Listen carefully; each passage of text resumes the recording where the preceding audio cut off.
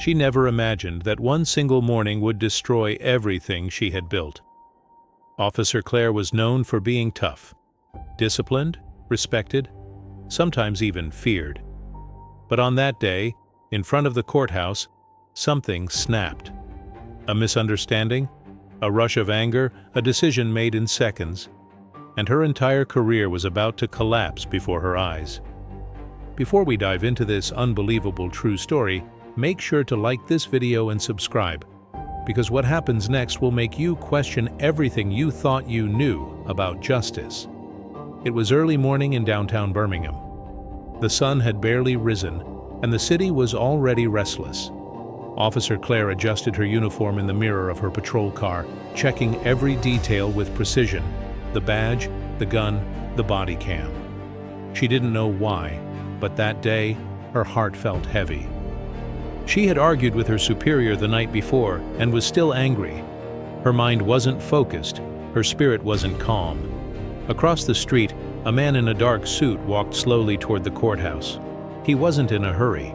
He carried an old briefcase, worn out by years of service. His eyes were deep and peaceful, the kind that had seen injustice, pain, and forgiveness. That man was Judge Samuel Brooks, though to Claire at that moment, he was just another passerby. As traffic began to build and tension thickened in the air, their paths were about to cross, and nothing would ever be the same again. Officer Claire wasn't a bad person. She had joined the police force believing she could make a difference, to protect, to serve, to bring justice where chaos ruled.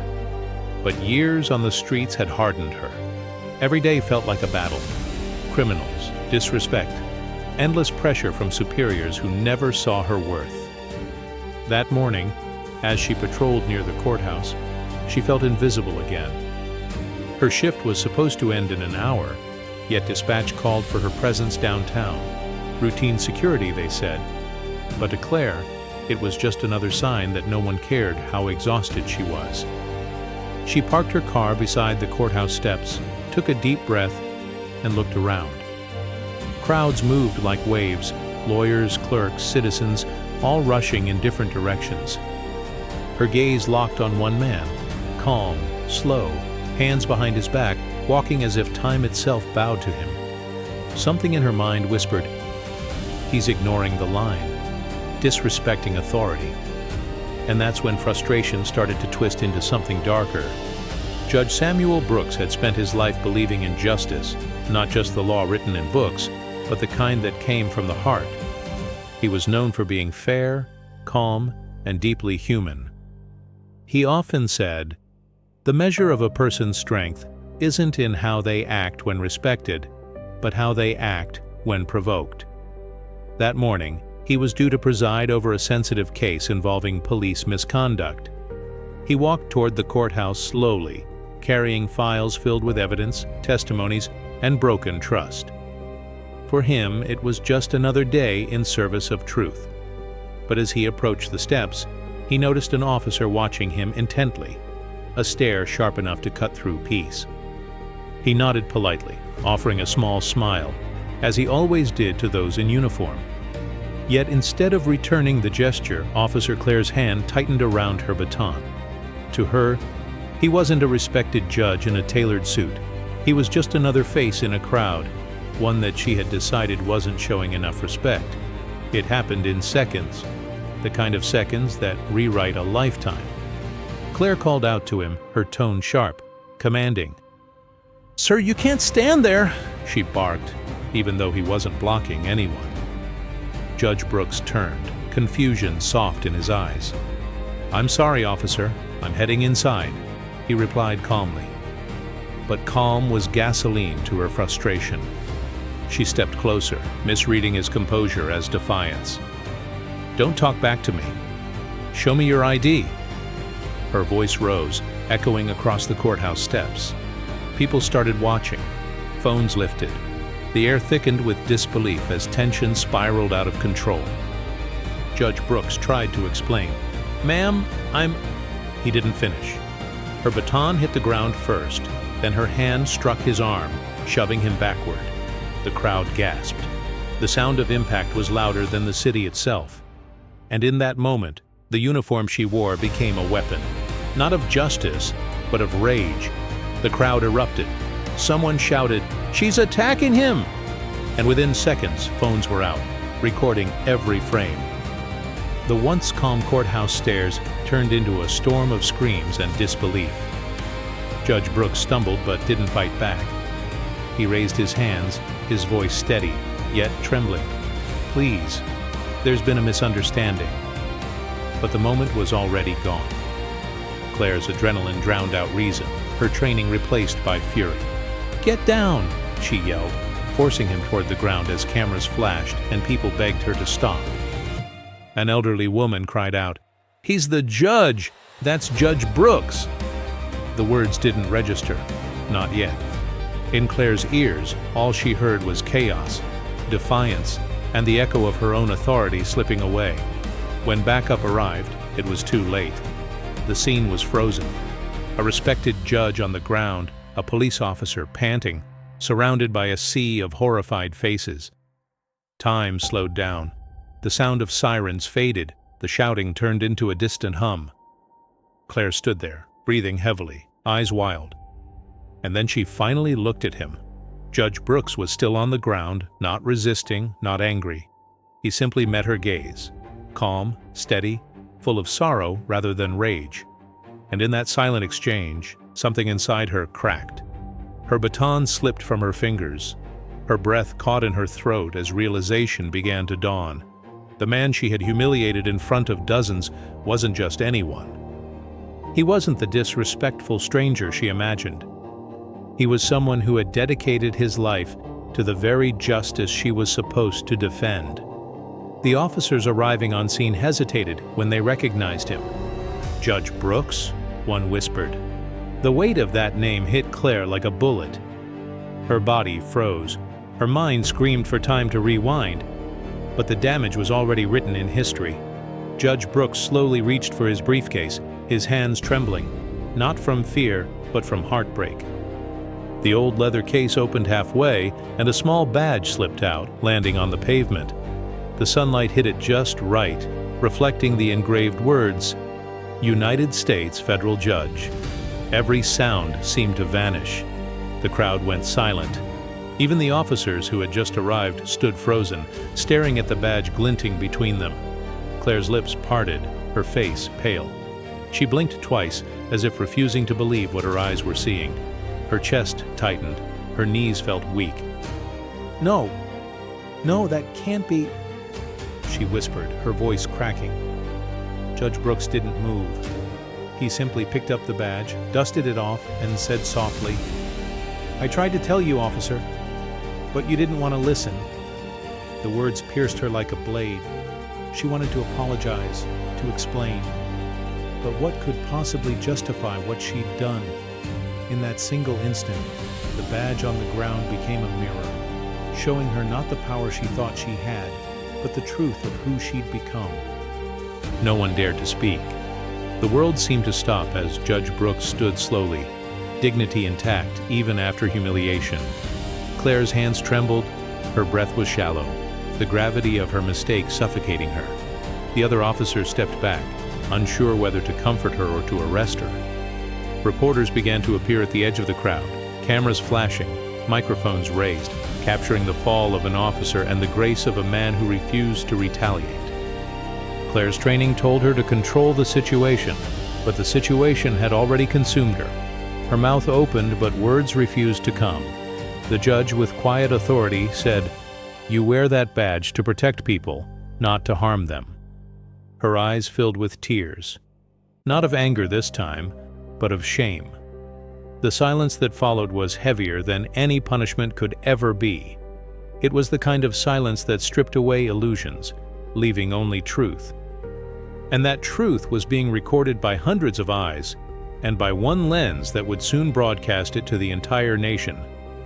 Within minutes, the courthouse was surrounded.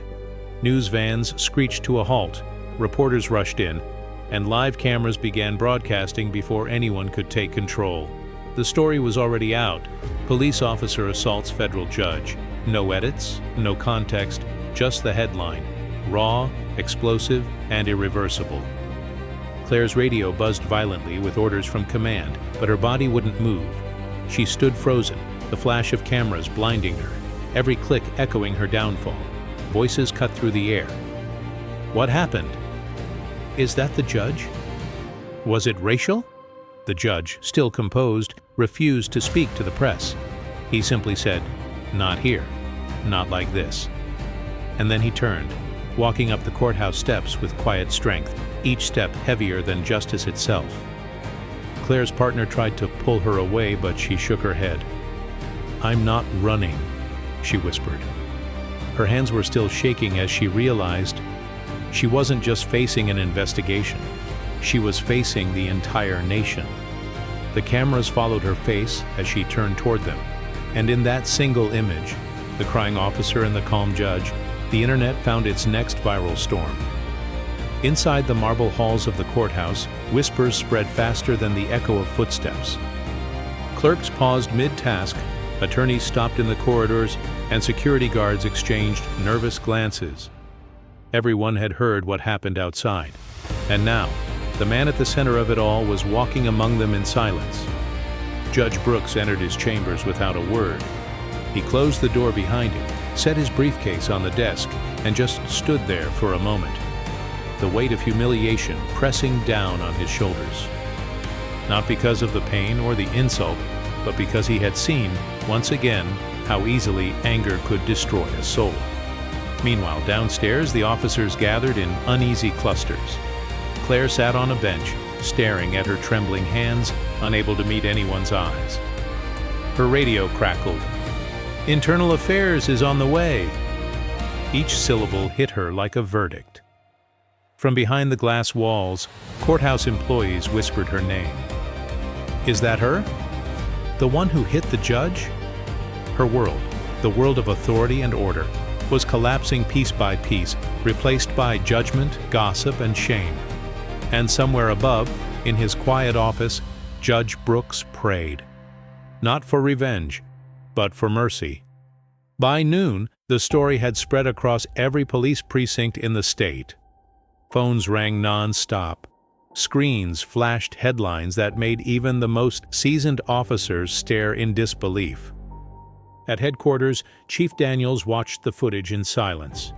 The moment Claire struck, the judge falling, the badge glinting on the ground. He leaned back in his chair, his jaw tense. "Get her in here, now." An hour later, Claire stood in his office, her uniform stained with sweat, her eyes swollen from crying. "Sir, I didn't know who he was," she stammered. The chief's voice was cold but controlled. "That's not the point, officer. You weren't supposed to treat anyone like that." She looked down, ashamed, unable to defend herself. Every word hit harder than a blow. "We trained you better," he continued.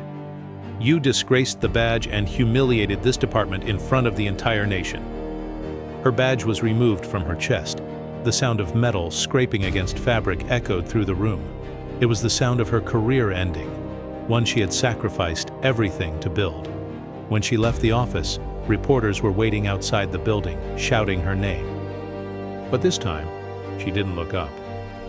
For the first time in her life, Claire felt what it meant to be powerless. By the next morning, the video had exploded across the internet. Millions had watched it. Millions had judged it. Clips flooded every social media platform.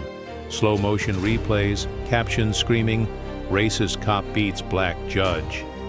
Comment sections burned with fury. Some demanded justice, others screamed for reform. Within hours, the department's official pages were overwhelmed with hate, petitions, and calls for Claire's arrest. Talk shows replayed the footage endlessly, experts debating motives, race, and power. But behind the noise, there was one thing everyone agreed on. The image of a police officer losing control before the law itself was unforgettable. Claire stayed in her apartment, blinds closed, afraid to leave. Her phone buzzed non-stop, reporters' threats, her own mother crying, "Why, Claire, why would you do that?"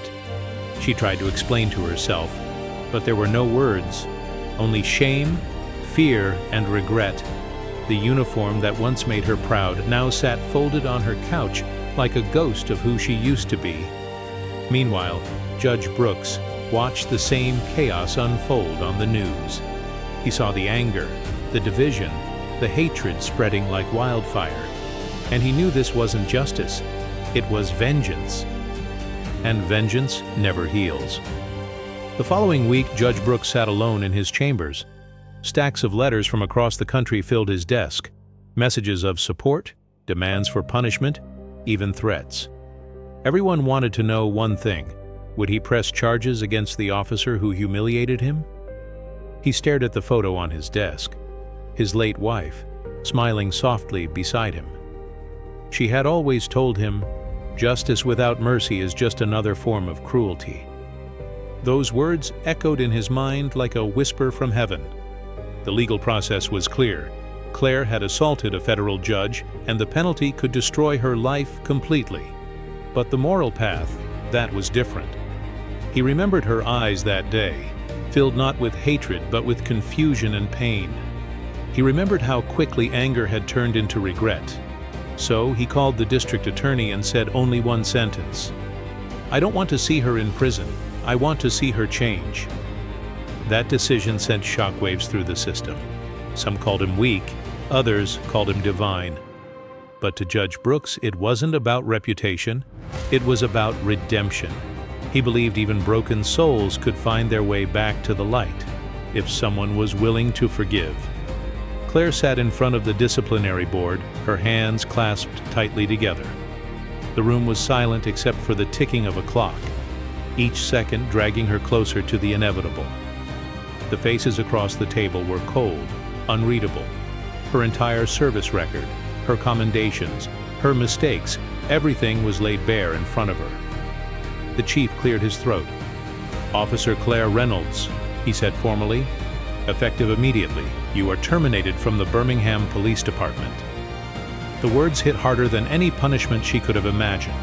Her breath caught, her badge, her weapon, her title, everything she had sacrificed years for, gone in a sentence. When she left the precinct, cameras were waiting again, microphones shoved toward her face, voices demanding, "Do you regret it? What would you say to the judge?" She said nothing. She just walked, one slow step at a time, disappearing into the crowd she once policed. That night, she sat alone in her apartment, staring at the walls where her certificates used to hang. They were gone now, packed in boxes, alongside the last fragments of her old life. Her phone buzzed once more. It was a letter, hand-delivered, unsigned. Inside, a single note: "You are not your worst moment. Learn from it. Rise again." She knew exactly who it was from. The courthouse was packed again, but this time no chaos. Only silence, anticipation, and the hum of cameras waiting to capture every word. Judge Brooks had called a press conference, and no one knew what to expect. Would he condemn her publicly, demand her arrest, or forgive her? When he stepped up to the podium, the room went completely still. His voice was calm, steady, carrying both authority and compassion. "Justice," he began, "is not about destroying the guilty. It's about restoring the broken." He paused, letting the words breathe.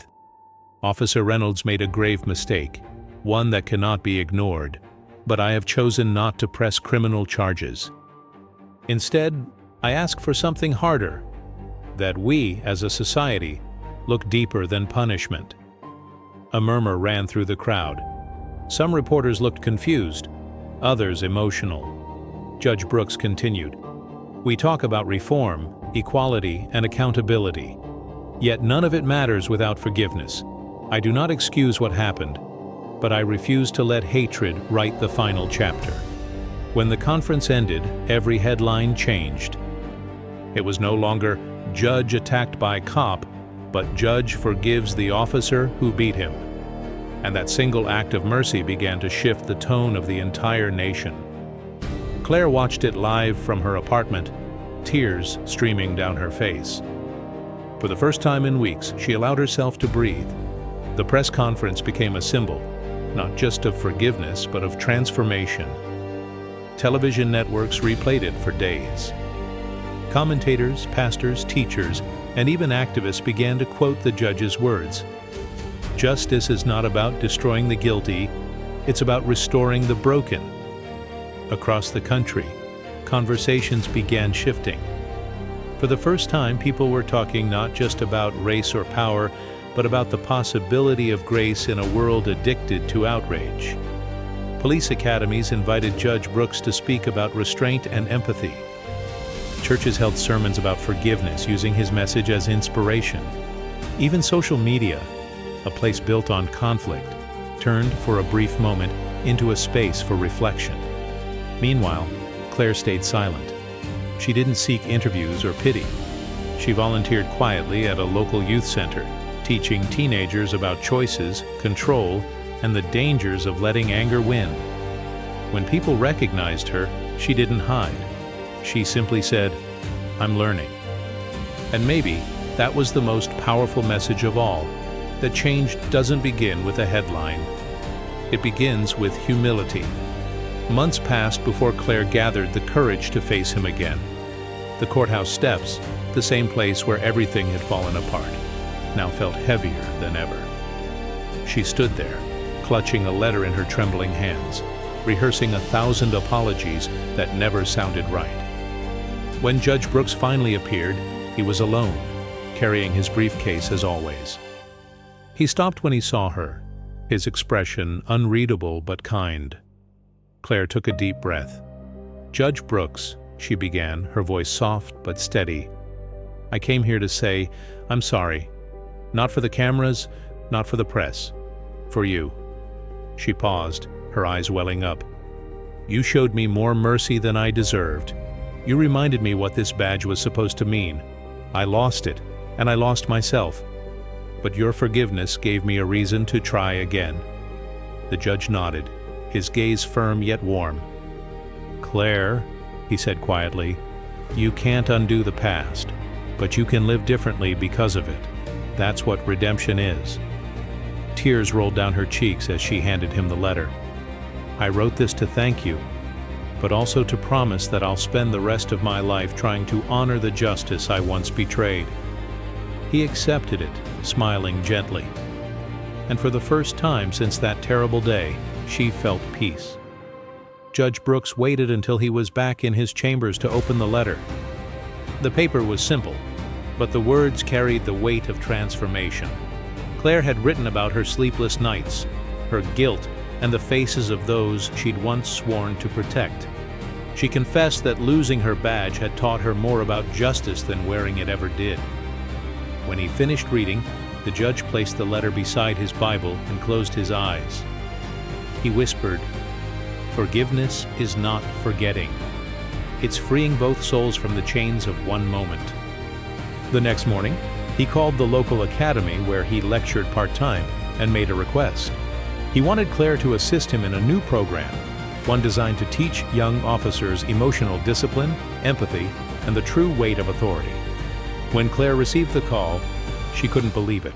The same man she had wronged was offering her a second chance, not to erase her past, but to transform it. Months later, they stood side by side at a community event. No cameras, no reporters, just people listening to a message of grace. And when the applause came, it wasn't for the judge or the former officer. It was for the miracle that happens when justice meets mercy. Years later, people would still talk about that day, not because a police officer hit a judge, but because of what came after, because of how grace transformed humiliation into healing, because forgiveness became stronger than pride.